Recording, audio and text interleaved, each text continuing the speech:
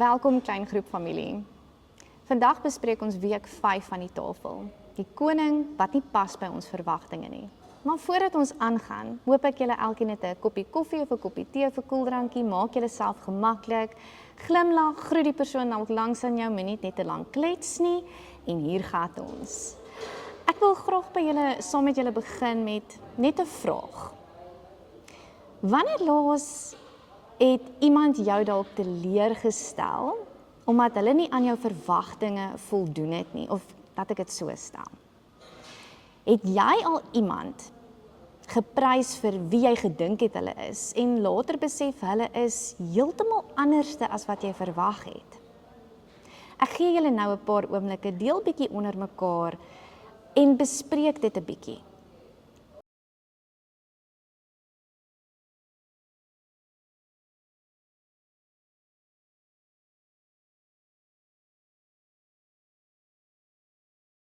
Ons praat bietjie oor die verkeerde tipe koning. Nou, in Matteus 21 ry Jesus Jerusalem binne en die skare roep, Hosanna aan die seun van Dawid. Hulle gooi hulle klere neer. Hulle waai palmtakke, dit lyk soos 'n kroning. Maar daar is spanning in hierdie teks as jy dit lees. Want hulle verwag 'n bevryder, maar hy kom op 'n donkie. Hulle verwag 'n politieke oorwinning, maar hy bring geestelike redding. Hulle verwag dat Rome gaan val, maar hy praat van 'n kruis. Hier is die kern. Die skare het Jesus ontvang, maar volgens hulle definisie van wat 'n koning moet wees.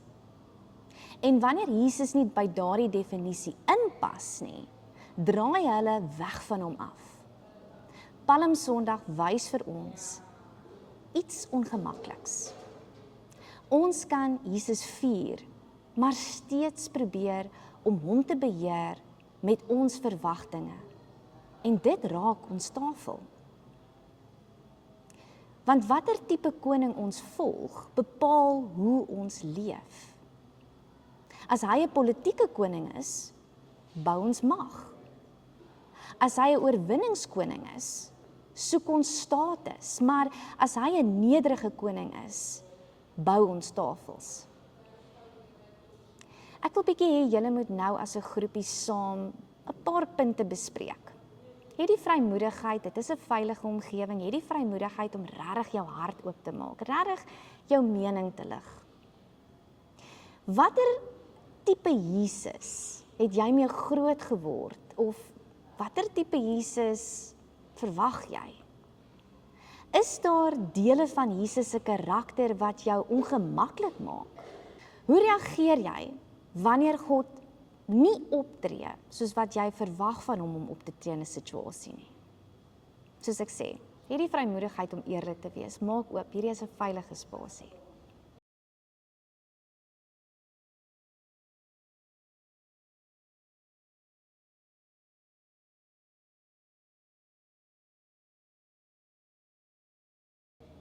Die volgende gedeelte is die koninkryk wat stil inkom. Ek wil eens so 'n klein bietjie dieper gaan. Kyk bietjie na Sagaria 9 vers 9. Daar kan een van julle dit vir ons lees. Matteus haal Sagaria 9 vers 9 aan. Want dit beskryf die koning as nederig en rydend op 'n donkie. Nou in daardie tyd het konings perde gery wanneer hulle oorlog toe gaan. Hulle het donkies gery wanneer hulle in vrede kom. Jesus het doelbewus hierdie simbool gekies. Hy kom nie om ons te oorheers nie, hy kom om homself te gee. So hier is die konfronterende deel. 'n Nederige koning skep 'n nederige volk. As ons Jesus werklik as hierdie koning erken, kan ons nie arrogant leef nie, ons kan nie eksklusief wees nie, ons moet inklusief wees. Ons kan nie ons tafels net vir wenners oophou nie, of beskikbaar stel nie. Want ons koning het nie 'n oorlogsperd gekies nie, hy het 'n donkie gekies. En ons het 'n paar dae later hierdie skare het 'n paar dae later dieselfde geroep, kruisig hom. Wat het verander? Hulle verwagting. Wanneer Jesus nie by die agenda pas nie, is ons versoek om, dis moeilik want ek kan omtrent nie lees nie. Wanneer Jesus nie by ons agenda pas nie, is ons in die versoeking om hom te verwerp of te probeer herdefinieer. Hierdie is die vraag wat ons moet vra. Volg ons Jesus vir wie hy is, of vir wat ons hoop hy vir ons sal doen? Want dit bepaal alles. Dit bepaal hoe ons reageer wanneer dinge skeef trek of wanneer dinge swaar gaan.